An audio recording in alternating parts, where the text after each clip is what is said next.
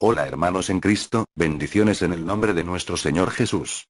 Soy un laico que quiere que todos conozcan la sana doctrina de Cristo y la tradición apostólica de la Iglesia primitiva.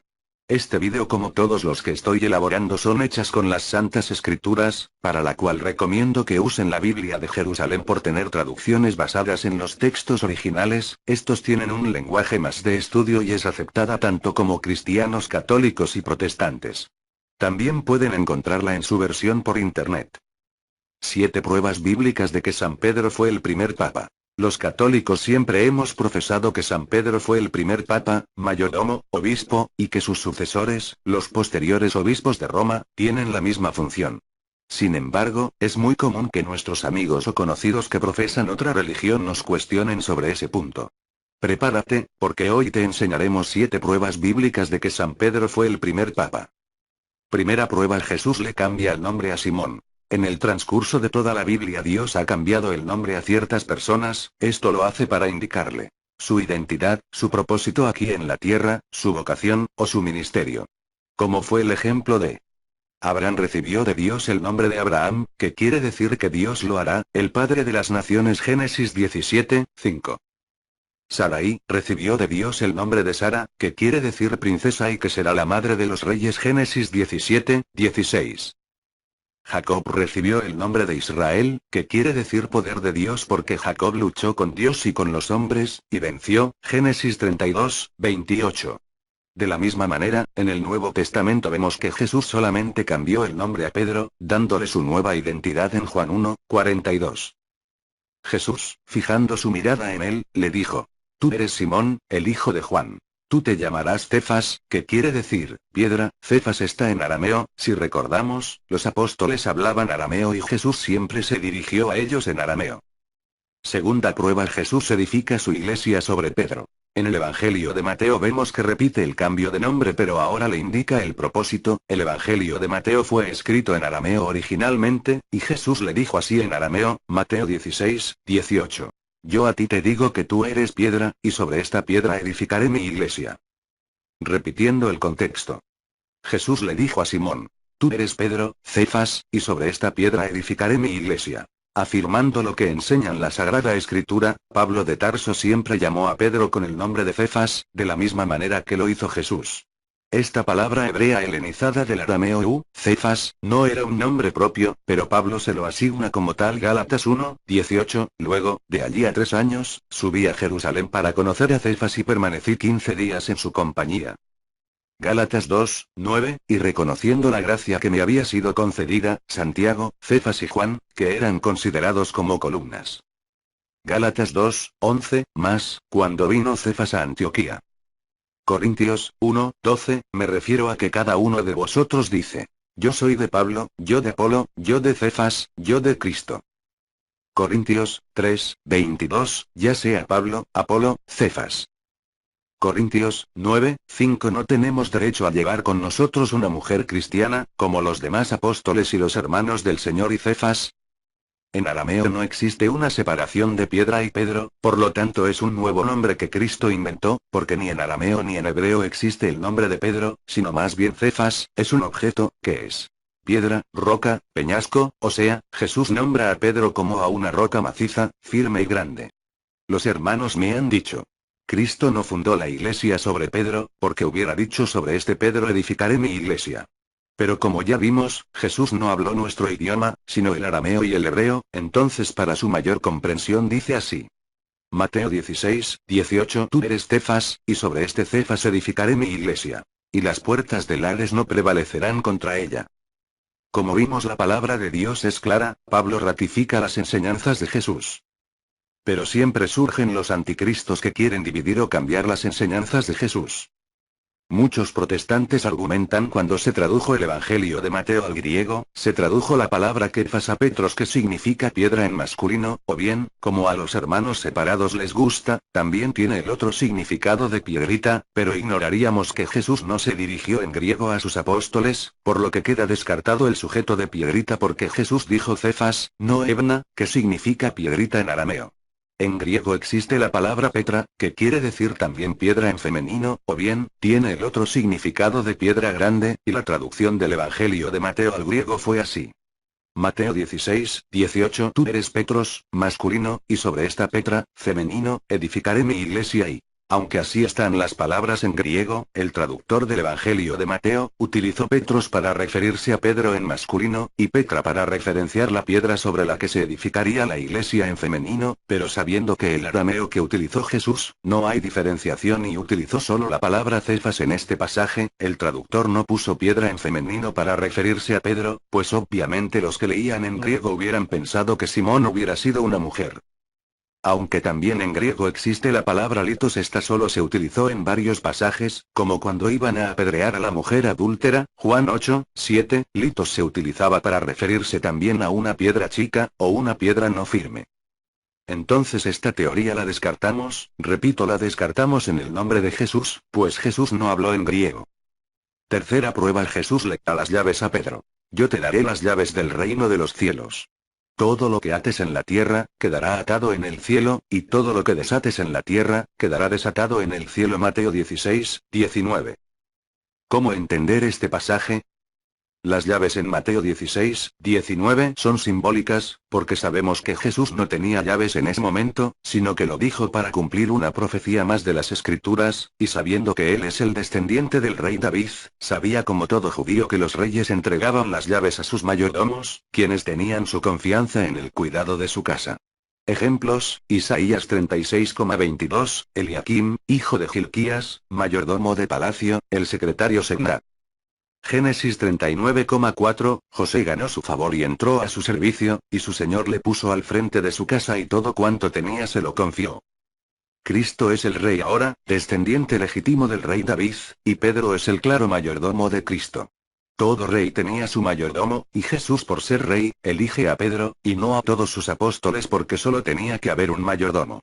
Jesús es el que tiene la llave de David, Apocalipsis 3,7, pero sabemos que Cristo no es el mayordomo, sino el rey que las entregó.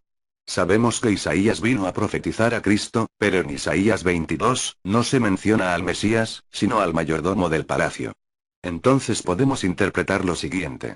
Cristo es el rey, y como todo rey tenía su casa, ahora la casa del rey Jesús es la iglesia, el nuevo pacto de Dios con los hombres, el principio del reino de los cielos. Entonces Jesús hace mayordomo de su casa a Pedro, tomando el ejemplo de Eliakim, al otorgarle a él y solo a él, las llaves de su casa, y pondré las llaves de la casa de David sobre su hombro, y abrirá y nadie cerrará, y cerrará y nadie abrirá. Y todo lo que ates en la tierra quedará atado en el cielo, y todo lo que desates en la tierra quedará desatado en el cielo. Para los primeros cristianos esto era algo muy grande, porque sabían que el cargo de mayordomo implicaba tener un poder enorme. Un dato importante. Todos los apóstoles recibieron el poder de atar y desatar, Mateo 18, 18, pero solo Pedro recibió las llaves. Cuarta prueba. Jesús confirma a Pedro como pastor visible de su iglesia y confirma la autoridad para guiar. En este pasaje entenderemos que Jesús le dice a Pedro enfrente a los apóstoles para que todos escuchen, es más, lo repite 3 veces para que no tengan duda. Juan 21, 15. Después de haber comido, dice Jesús a Simón Pedro: Simón de Juan, ¿me amas más que estos? Le dice él: Sí, Señor, tú sabes que te quiero. Le dice Jesús: apacienta mis corderos. Vuelve a decirle por segunda vez: Simón de Juan, ¿me amas? Le dice él: Sí, Señor, tú sabes que te quiero. Le dice Jesús: apacienta mis ovejas. Le dice por tercera vez: Simón de Juan, ¿me quieres? Se entristeció Pedro de que le preguntase por tercera vez: ¿me quieres? Y le dijo: Señor, tú lo sabes todo. Tú sabes que te quiero. Le dice Jesús: apacienta mis ovejas. Esto también lo habíamos escuchado anteriormente, Lucas 22, 32. Pero yo he rogado por ti, para que tu fe no desfallezca. Y tú, cuando hayas vuelto, confirma a tus hermanos. Quinta prueba: Pedro siempre es el primero en la lista de los apóstoles. En el Nuevo Testamento se cita varias veces la lista de todos los apóstoles. Revisa rápidamente los siguientes pasajes. Mateo 10, 2, los nombres de los 12 apóstoles son estos. Primero Simón, llamado Pedro, y su hermano Andrés. Santiago el de Zebedeo y su hermano Juan. Marcos 3, 16, 19, instituyó a los 12 y puso a Simón el nombre de Pedro, a Santiago el de Zebedeo. Lucas 6, 13, 16. Cuando se hizo de día, llamó a sus discípulos, y eligió 12 de entre ellos, a los que llamó también apóstoles. A Simón, a quien llamó Pedro, y a su hermano Andrés. A Santiago y Juan, a Felipe y Bartolomé. Hechos 1:13. Y cuando llegaron subieron a la estancia superior, donde vivían, Pedro, Juan, Santiago y Andrés. Felipe y Tomás. Bartolomé y Mateo. Santiago de Alfeo, Simón el Celotes y Judas de Santiago. ¿Te diste cuenta? Pedro siempre aparece primero en la lista y Judas al final. ¿Coincidencia? No existe eso para Dios. Sexta prueba: todos apóstoles están en problemas, pero Jesús rezó por Pedro. Simón, Simón, mira que Satanás ha pedido poder para zarandearlos como el trigo, pero yo he rogado por ti, para que no te falte la fe. Y tú, después que hayas vuelto, confirma a tus hermanos. Lucas 22:31-32. El demonio quería atacar a todos los apóstoles y Jesús pudo haber dicho que rezaba por todos, pero prefirió ser específico y hacer un énfasis en la misión de Pedro. Confirmar en la fe a sus hermanos. Séptima prueba: Pedro toma iniciativas como cabeza visible de la iglesia. Luego de la muerte de Judas, Pedro decide que hay que completar la lista de los 12 apóstoles y escogieron a Matías. Hechos 1:15-26. Uno de aquellos días Pedro se puso en pie en medio de los hermanos, el número de los reunidos era de unos 120, y les dijo: Hermanos, era preciso que se cumpliera la escritura en la que el Espíritu Santo, por boca de David, había hablado ya acerca de Judas, el que fue guía de los que prendieron a Jesús. Otro ejemplo es el primero en predicar en Pentecostés, Hechos 2:14. Entonces Pedro, presentándose con los 11, levantó su voz y les dijo: Judíos y habitantes todos de Jerusalén. Que os quede esto bien claro y prestad atención a mis palabras. Otro ejemplo hace la primera curación luego de la resurrección, Hechos 3:6-7. Pedro le dijo: No tengo plata ni oro. Pero lo que tengo, te doy. En nombre de Jesucristo, el Nazareno, ponte a andar. Y tomándole de la mano derecha le levantó. Al instante cobraron fuerza sus pies y tobillos, y de un salto se puso en pie y andaba.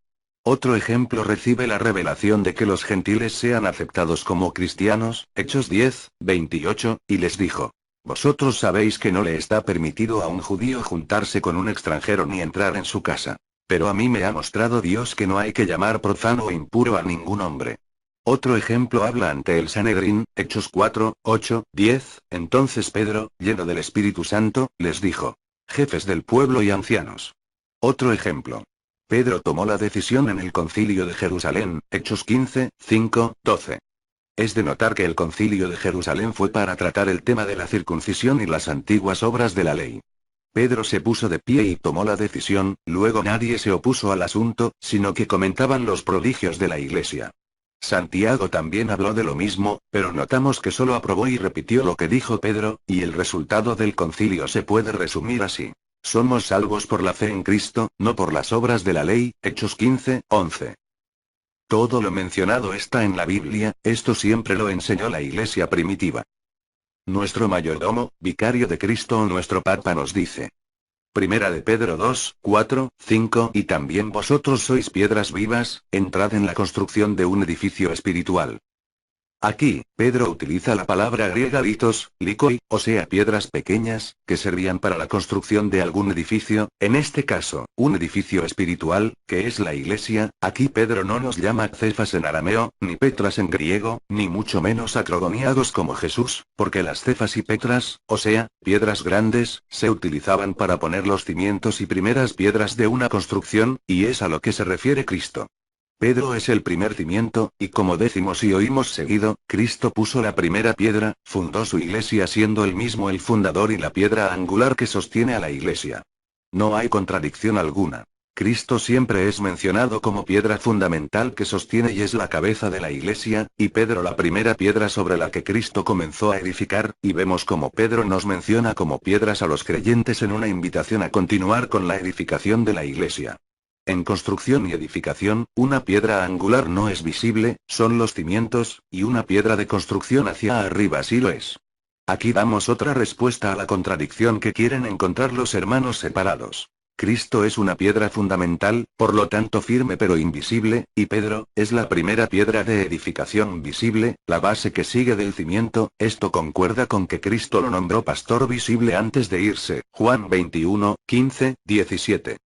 Ya después de ver tantas piedras en la palabra de Dios, podríamos ejemplificar la idea bíblica de la siguiente manera, teniendo en cuenta que el edificio es espiritual y no verdaderas piedras minerales.